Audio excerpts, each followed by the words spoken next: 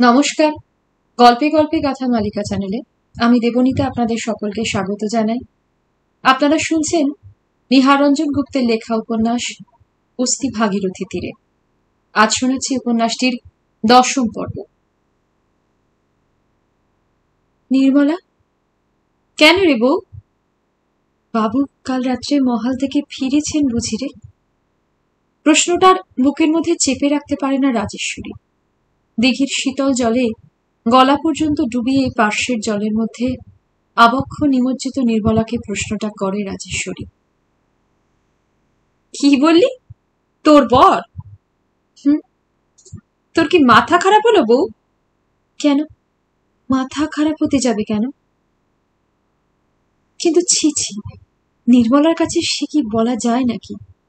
হাসি হাসি মুখখানি তুলে কেবল তাকিয়ে থাকে রাজেশ্বরী নির্মলার মুখের দিকে।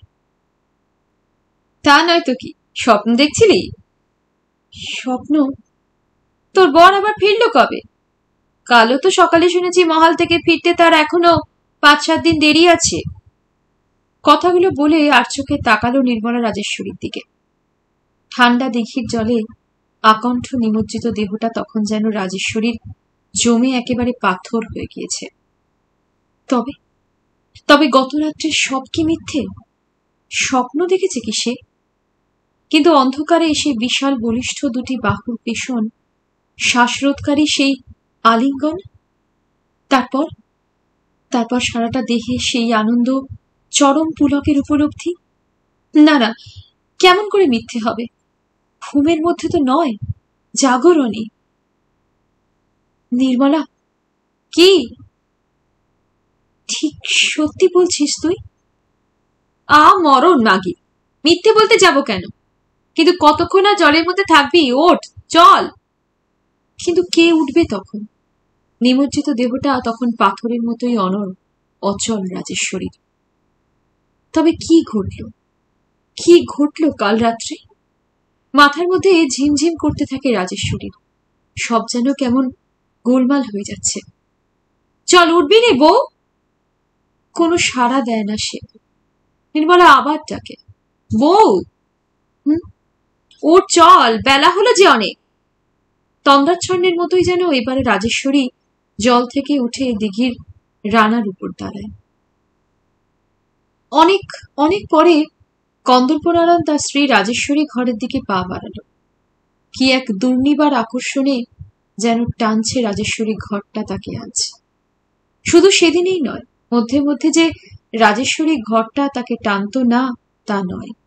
কিন্তু নির্মলার আকর্ষণ, তার অভিমানের ভয় কন্দর্পনারায়ণকে যেন ওই ঘরের দিকে পা বাড়াতে দেয়নি।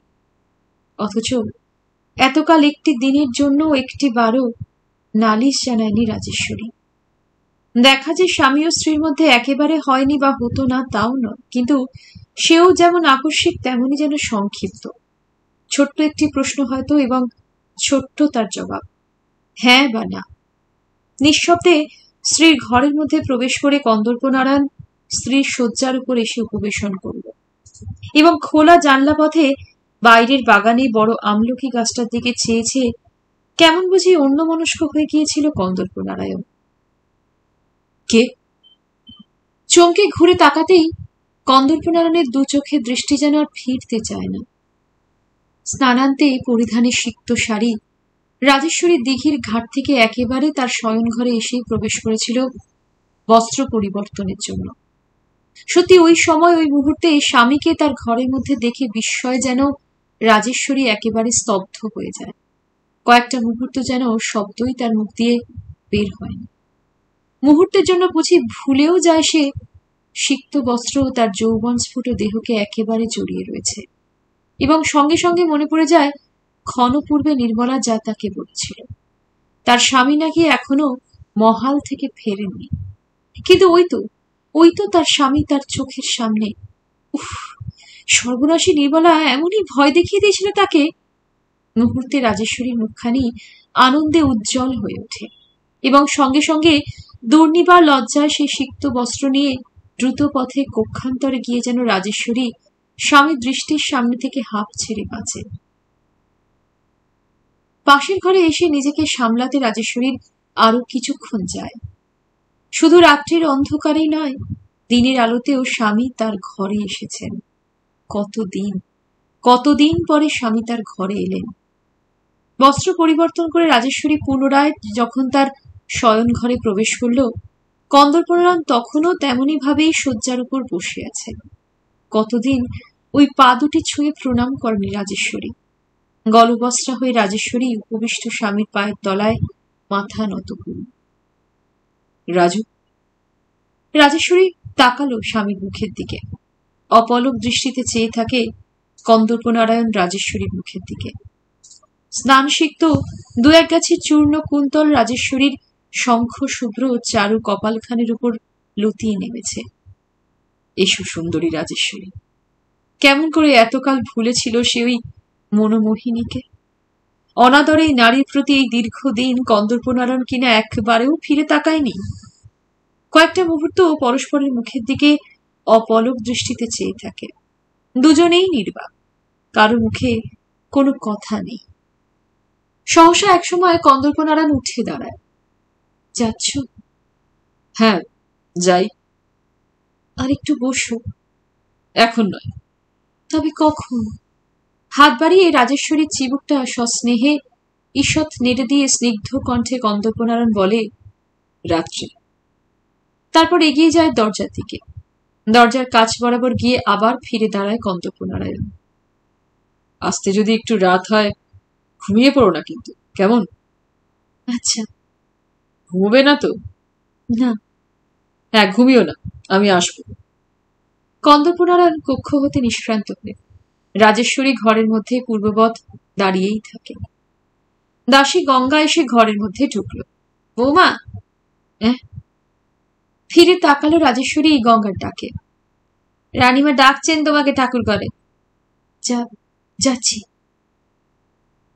বিশ্বরূপার মন্দিরের পূজার আয়োজন সেই মায়ের প্রতিষ্ঠার দিনটি থেকে রাধারানী নিজের স্বহস্তে করে এসেছে। আর শ্যামসুন্দরের পূজার যাবতীয় ভার রাজেশ্বরী এ বাড়িতে বধূ হয়ে আসবার পর থেকে রাধারানী তারই হাতে তুলে দিয়ে যেন নিশ্চিন্ত হয়েছিল। শ্যামসুন্দরের মন্দিরের যাবতীয় কাজ রাজেশ্বরী আনন্দেই করত। ভোরের আলো ভালো করে ফুটে ওঠার আগেই সেই যে রাজেশ্বরী শ্যামসুন্দরের মন্দিরে এসে প্রবেশ করত, পুরোহিত তর্কালঙ্কার ঠাকুর এসে পুজো শেষ না করে যাওয়া পর্যন্ত মন্দিরেই থাকত সে। আবার সন্ধ্যার দিকে এসে আরতির ব্যবস্থা করত এবং রাত্রে শয়ন আরতি শেষ হলে তবে অন্তরে যেত। ওই নিত্য নৈমিত্তিক শ্যামসুন্দরের সেবায় এই সুদীর্ঘ বৎসরের এতটুকু ত্রুটিও হয়নি কখনো রাজেশ্বরীর। শেষকালে তো ইদানিং কয়েক বৎসর ধরে স্বামীর সঙ্গে সম্পর্কটা প্রায় ছিন্ন হয়ে আসায় রাজেশ্বরী শ্যামসুন্দরকেই সমস্ত মন প্রাণ ও চিন্তা যেন সমর্পণ করেছিল। ইদানিং শয়ন আরতির পর তর্কালঙ্কার ঠাকুরের প্রস্থানের পরও তাই মধ্যরাত্রি পর্যন্ত প্রায়ই রাজেশ্বরীর শ্যামসুন্দরের মন্দিরেই কেটে যেত। কোথায় কোন শূন্য শয়ন ঘরে প্রতীক্ষায় রজনী জাগতে হবে তার চাইতে এই তো ভালো। সম্মুখে তার শ্যামসুন্দর ও রাধার যুগল মূর্তি, মাথায় শিখি চূড়া, গলে বনমালা, অধরে হাসি, হাতে মোহন বাঁশরি। যাক না ওই মুখখানির দিকেই চেয়ে চেয়ে রাত কেটে। অনেক শান্তি এখানে, কেঁদেও বুঝি শান্তি এখানে। শ্যামসুন্দরীর সমস্ত দায়িত্ব পুত্রবধূ রাজেশ্বরীর উপর অর্পণ করলেও রাধারানী একেবারে নিশ্চিন্ত হয়ে থাকত না কখন। একবার শ্যামসুন্দরের মন্দিরটা ঘুরে যেতই। সেদিনও মায়ের মন্দিরের পূজার আয়োজন শেষ করে শ্যামসুন্দরের মন্দিরে এসে রাধারানী দেখল রাজেশ্বরী তখনও মন্দিরে আসেনি। রাতের শয্যাতেই ঠাকুর তখনও শুয়ে আছেন। ক্ষণকাল যেন মনে কি ভাবল রাধারানী, তারপর নিজেই কাজ করতে শুরু করে দেয় এবং পূজার আয়োজনে সে যখন ব্যস্ত ওই সময় গঙ্গা দাসী তার খোঁজে আসায় বলে, যা তো গঙ্গা, বৌমাকে পাঠিয়ে দেগে, বৌমা এলে আমি যাচ্ছি। গঙ্গা চলে গেল। সলজ্জ কুণ্ঠিত পদে মন্দিরে প্রবেশ করে শাশুড়িকে পাটায় চন্দন ঘষতে দেখে তাড়াতাড়ি এগিয়ে এলো রাজেশ্বরী। মৃদু কণ্ঠে বললে, আমাকে আগে ডেকে পাঠাননি কেন মা? কেমন যেন কুণ্ঠিত দৃষ্টিতে তাকালো রাধারানী পুত্রবধূর মুখের দিকে। যেন অবাকই হয়ে যায় রাধারানী পুত্রবধূর আনন্দোজ্জ্বল হাসি হাসি মুখখানি দেখে। তোমার বিলম্ব দেখে আমি সব গুছিয়ে রেখেছি বৌমা, কেবল চন্দনটা ঘষা বাকি। আপনি উঠুন মা, আমি ঘষে রাখছি। নারায়ণ ফিরে এসেছে শুনেছ? শাশুড়ির কথায় নত দৃষ্টিতে সলজ্জভাবে মৃদু ঘাটটা একবার হেলায় রাজেশ্বরী। রাধারানী উঠে দাঁড়ায়। তাহলে তুমি এদিকটা দেখো, আমি একবার দেখে আসি গুরুদেবের পূজান্নিক বোধহয় সারা হল। রাধারানী ঘর থেকে বের হয়ে গেল। চন্দন পাটার সামনে বসে রাজেশ্বরী চন্দন ঘষায় মন দেয়। সামনেই তামার টাটে একরাশ বকুল ও চাঁপা ফুল। সেই পুষ্প সুবাস ও চন্দন গন্ধ মেশামেশি হয়ে রাজেশ্বরীর নাসারন্ধ্রে এসে প্রবেশ করে। চন্দন খুঁজতে খুঁজতে রাজেশ্বরী তাকালো সামনেই সিংহাসনোপি দণ্ডায়মান শ্যামসুন্দর ও শ্রীরাধার দিকে। ঠাকুর, ওগো প্রেমের দেবতা, সত্যি কি এতদিন পরে তাকিয়েছ মুখ তুলেই অভাগিনীর দিকে? রাজেশ্বরীর নিমিলিত দুই চক্ষুর কোণ বেয়ে দরদর ধারায় অশ্রু গড়িয়ে পড়ে, তার চিবুক ও গণ্ড প্লাবিত করতে থাকে। হায়, কে জানতো হতভাগিনীর রাজেশ্বরীর জীবনে আবার এমনই সুদিন আসবে। নিয়মিত সূর্য সেদিনও অস্ত যায়। নিত্যকার মতো সেদিনও সন্ধ্যার ধূসর ছায়া ঘনিয়ে আসে। নিজের ঘরে বসে নির্মলা কবরী বন্ধন করে, প্রসাধনে দেহকে সাজিয়ে তোলে। কপালে কাঁচ পোকার টিপ, চক্ষে কজ্জল, ওষ্ঠে তাম্বুল রাগ। দর্পণে প্রতিফলিত নিজের দেহ প্রতিবিম্বর দিকে তাকিয়ে তাকিয়ে মৃদু মৃদু হাসে নির্মলা। রায়বাড়ির ঘরে ঘরে সন্ধ্যাদীপ জ্বলে ওঠে। পুরাঙ্গনারা শঙ্খধ্বনি করে। ক্রমে ক্রমে মায়ের মন্দির ও শ্যামসুন্দরের মন্দিরে সন্ধ্যারতির বাদ্যধ্বনি থেমে গেল। বহির্মহলের বিরাট ফরাসের উপর উপবিষ্ট কন্দর্প নারায়ণ, সম্মুখে দাঁড়িয়ে তার বৃদ্ধ নায়েব উমাচরণ। মাথার উপরে উজ্জ্বল ঝাড় লণ্ঠন জ্বলছে, তারই আলোয় ঘরটি আলোকিত। সহসা দ্বারের বাইরে নারী কণ্ঠে চাপা ক্রন্দনধ্বনি শোনা গেল। কে কে যেন বাইরে কাঁদছে কাকা? ব্যগ্র কণ্ঠে কন্দর্পনারায়ণ উমাচরণকে প্রশ্ন করল। দেখছি। উমাচরণ ঘর থেকে বের হয়ে গেলেন ব্যস্ত হয়ে। স্পষ্ট শুনতে পায় ঘরে বসেই কন্দর্পনারায়ণ উমাচরণের গলা। মোলো, মাকে যে কেঁদে ভাসালো, বলবি তো নচ্ছার মাগি কি হয়েছে? নারী কণ্ঠে চাপা কান্না তখনও স্পষ্ট শোনা যাচ্ছে। এই মাগি চুপ কর বলছি। কন্দর্পনারায়ণ তাড়াতাড়ি ঘর থেকে বের হয়ে এলো। চত্বরে সিঁড়ির সামনে দাঁড়িয়ে 12-13 বছরের একটি কিশোর বালকের হাত ধরে অবগুণ্ঠনবতী এক নারী। কে কাকা? কানাই না? সঙ্গেও কে? কন্দর্পনারায়ণ প্রশ্ন করে। কালীর পরিবার, সৈরভী। কি হলো, কাঁদছে কেন? কি হয়েছে?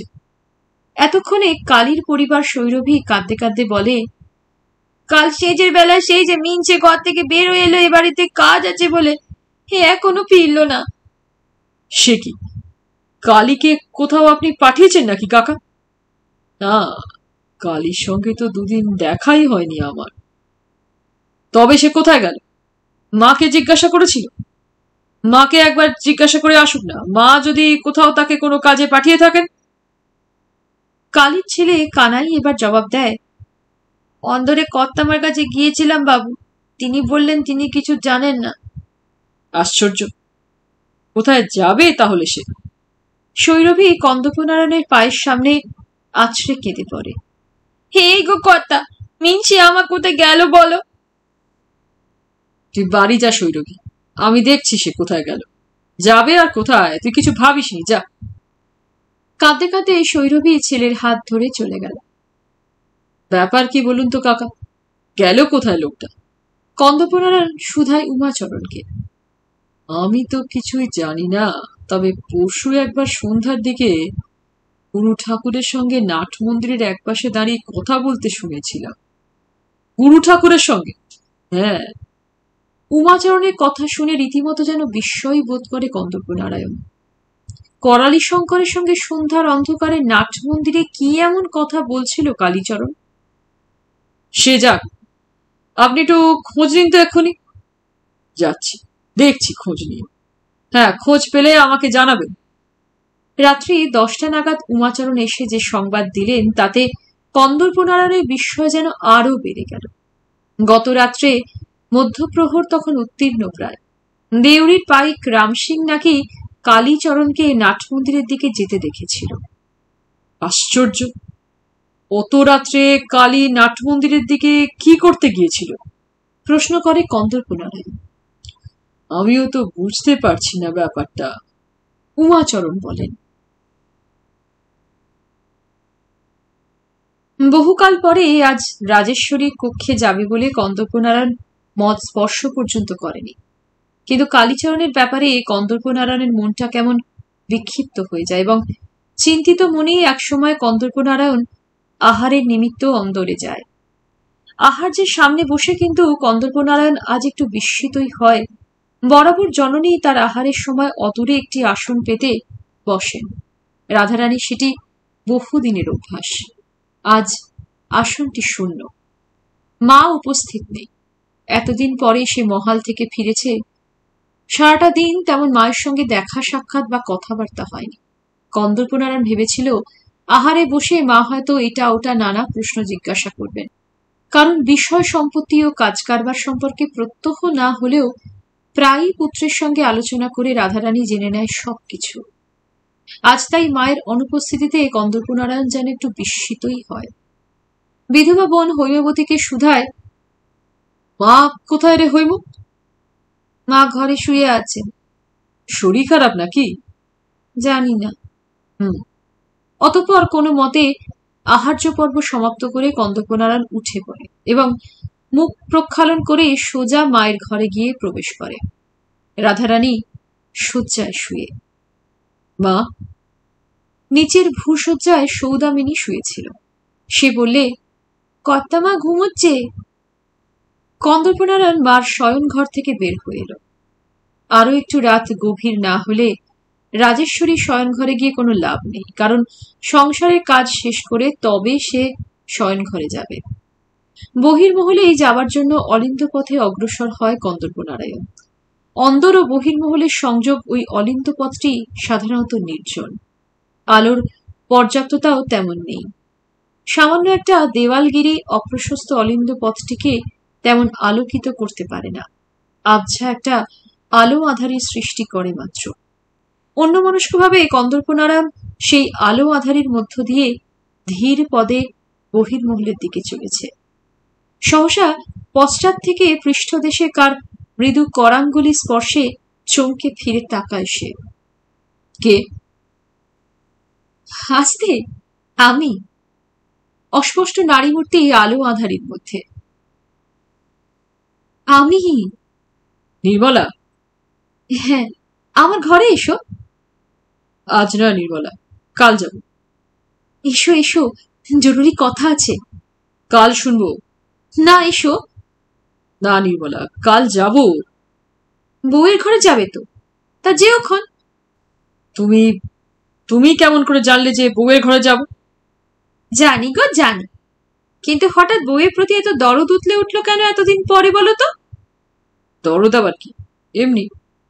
যেতে নেই নাকি বউয়ের ঘরে? তা যাবে না কেন, 100 বার যাবে। তোমার বিয়ে করা বউ পরস্ত্রী তো নয়। নির্মলা। কি?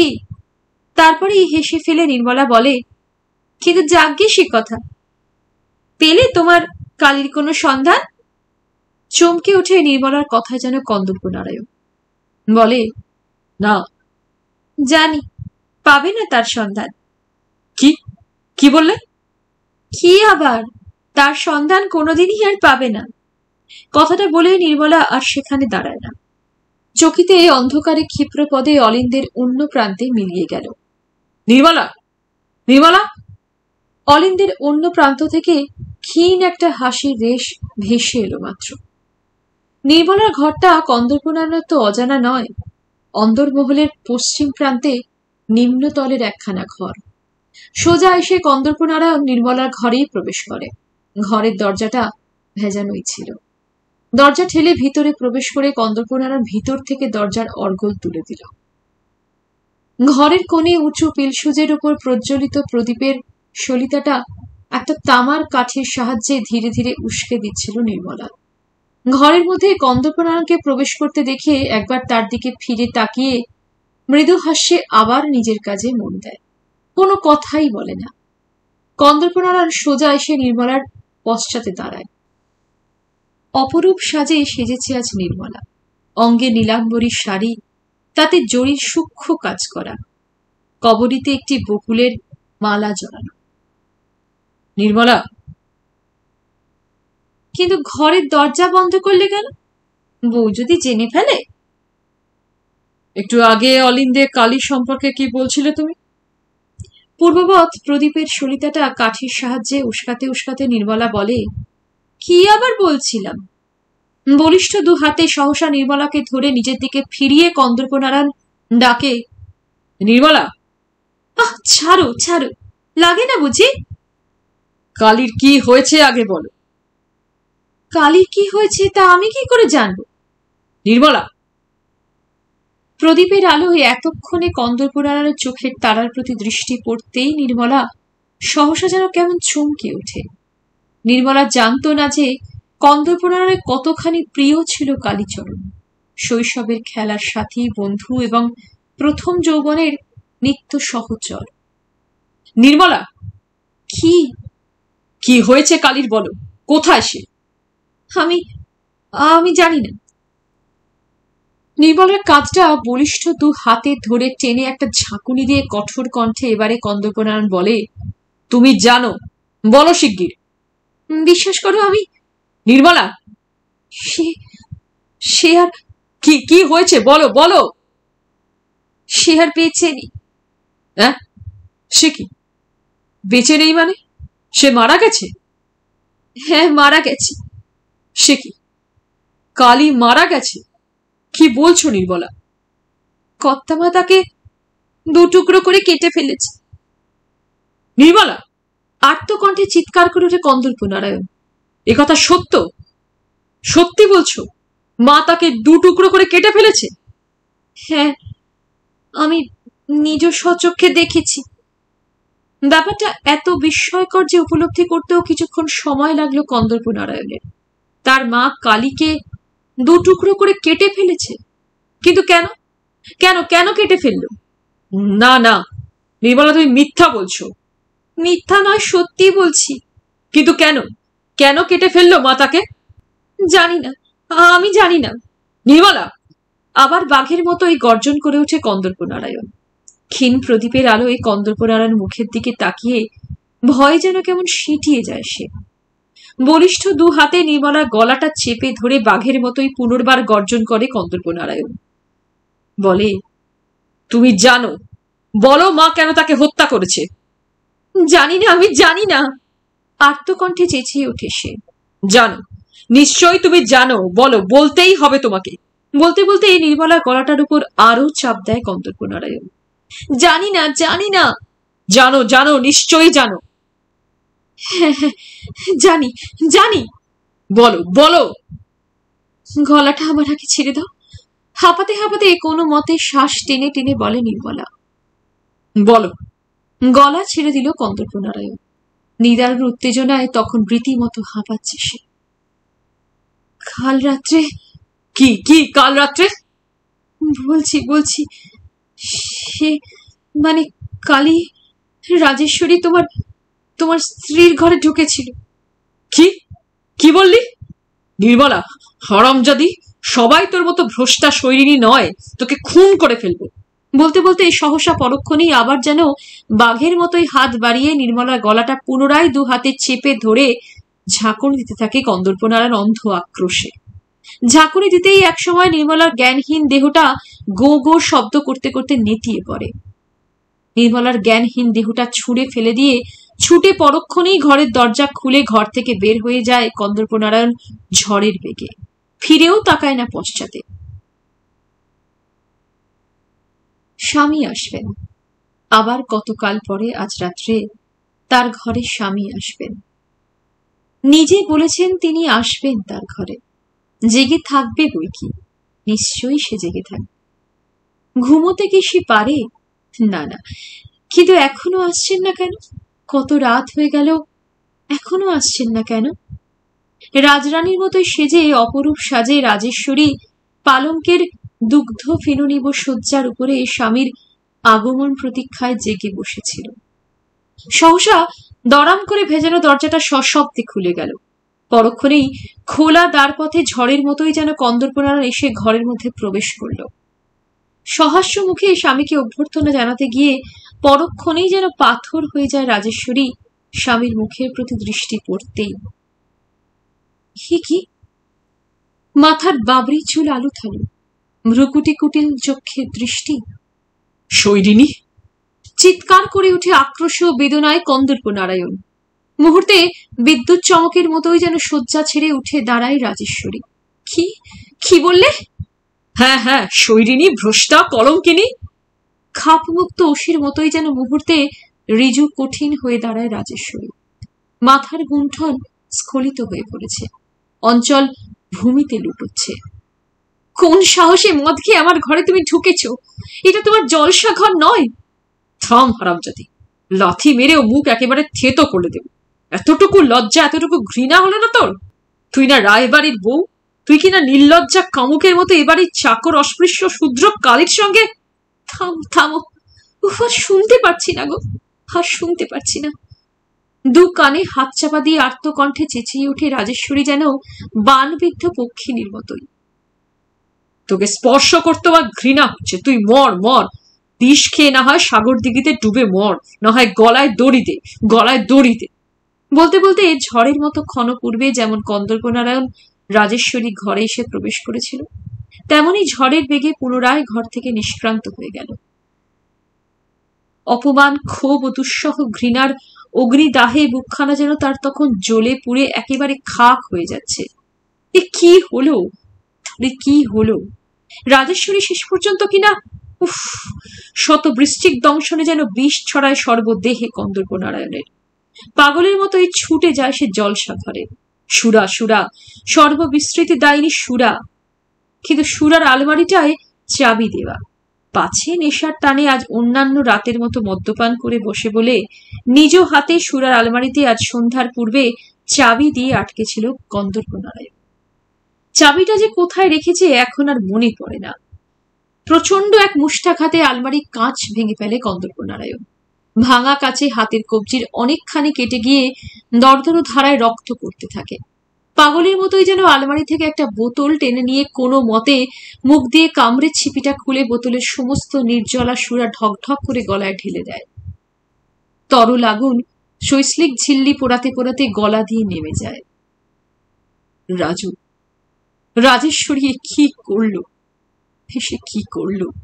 কত আশা নিয়ে যে আজ তার পক্ষে সে নিশি যাপন করবে স্থির করেছিল। নির্মলার লুপ্ত জ্ঞান একসময় ধীরে ধীরে ফিরে আসে। প্রদীপের সলিতাটা পুড়তে পুড়তে প্রায় শেষ হয়ে এসেছে। পিটপিট করে একটা শব্দ হচ্ছে। নিঃশেষিত প্রায় সলিতার আলোয় স্বল্পালোকিত ঘরটি অতি কষ্টে ধীরে ধীরে হাতের উপর ভর দিয়ে নির্মলা উঠে বসল। মাথাটা যেন লোহার মতোই ভারী। অসহ্য ব্যথায় গলার চারপাশের পেশিগুলো টনটন করছে। তার ঘরটা মহলের একেবারে পশ্চিম প্রান্তে বলে এদিকটা রাত্রে একেবারে নির্জন মনে। তাছাড়া মধ্যরাত্রির সুষুপ্তি মগ্ন রায়বাড়ি। ঘুম নেমেছে রায়ভবনের নাড়িতে নাড়িতে। অস্পষ্ট চিন্তা ক্রমশ নির্মলার মস্তিষ্কের কোষে কোষে দানা বেঁধে উঠতে থাকে। ধোঁয়াটে অনুভূতিটা যেন ক্রমশ একটু একটু করে স্পষ্ট হয়ে ওঠে। মনে পড়ে, নির্মলার ধীরে ধীরে সবই মনে পড়ে। লজ্জা, অপমান ও আক্রোশে বুকের ভিতরটা নির্মলার যেন জ্বলতে থাকে। সেই সকালবেলা থেকে আক্রোশের আগুনে পুড়ছিল নির্মলা। যে মুহূর্তে গোপনে আড়াল থেকে রাজেশ্বরীকে সম্বোধন করে কন্দর্পনারায়ণের কথাগুলো সে শুনেছিল। এতদিন পরে কন্দর্পনারায়ণ ফিরে এলো, তাও কিনা রাত কাটাবে সে রাজেশ্বরীর ঘরে। এই দীর্ঘ প্রতীক্ষিত বিনিদ্র রজনীর পর রজনী এমনই করে শেষ পর্যন্ত রাজেশ্বরী ব্যর্থ করে দেবে তার। রাজেশ্বরী, যার ঐশ্বর্যকে সে আজ হাতের মুঠোর মধ্যে ভরে বিজয়িনী, সেই রাজেশ্বরী কিনা আজ কন্দর্পনাকে তার বুক থেকে ছিনিয়ে নেবে। না, কিছুতেই তা হতে পারে না। অনেক অপমান, অনেক লাঞ্ছনায় সে সহ্য করেছে। স্বামীকে প্রত্যাখ্যান করেছে, একটি দিনের জন্যও স্বামীর শয্যা স্পর্শ করেনি, স্বামীকে তাকে স্পর্শ করতে দেয়নি পর্যন্ত। সে ওই কন্দর্প নারায়ণের জন্যই না।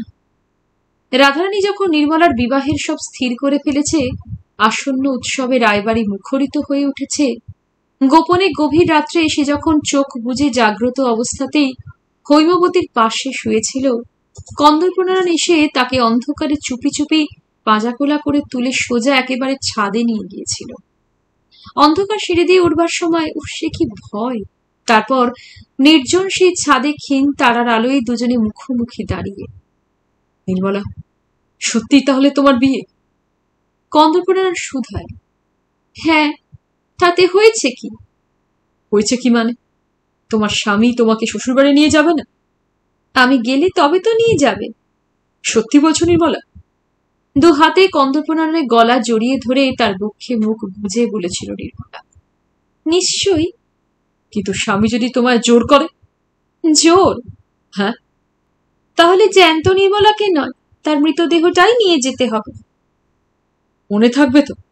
থাকবে, কিন্তু তোমারও চিরদিন এমনই নির্মলার কথা মনে থাকবে তো? কন্দর্পনারায়ণ কোনো জবাব দেয়নি সে কথার, কেবল নিবিড় আলিঙ্গনে নির্মলার দেহটা বক্ষের উপর চেপে ধরেছিল। বউ রাজেশ্বরীর নেশা তার আগেই কন্দর্পনারায়ণে কেটে গিয়েছিল। সেই নির্মলার কাছ থেকে রাজেশ্বরী আজ তার কন্দর্পনারায়ণকে ছিনিয়ে নেবে? শুধু কি তাই, রাধারানী, কর্তামা একমাত্র তিনিই জানেন তাদের গোপন সম্পর্কের কথাটা। কিন্তু নির্মলা জানে উপায় নেই বলেই, এবং ছেলে প্রকৃতি অজানা নেই বলেই রাধারানী তাদের এই সম্পর্কটা সহ্য করে যায়। কিন্তু আজকের ঘটনার পর হয়তো আর সে সহ্য করবে না। রাজেশ্বরীকে সে শেষ করেছে, রাধারানী, কর্তামা, হ্যাঁ, তাকেও আজ শেষ করতে হবে। টলতে টলতে উঠে দাঁড়ালো নির্মলা এবং খুঁজতে খুঁজতে বহির্মহলে একেবারে জলসা ঘরে এসে হাজির হলো। আজকের মতো এখানেই শেষ করছি নেহারঞ্জন গুপ্তের লেখা উপন্যাস হস্তি ভাগীরথী তীরে। ভালো লাগলে লাইক করবেন, জানাবেন, আর আমার এই চ্যানেলটিকে সাবস্ক্রাইব করে কাইন্ডলি আমার পাশে থাকবেন। ধন্যবাদ।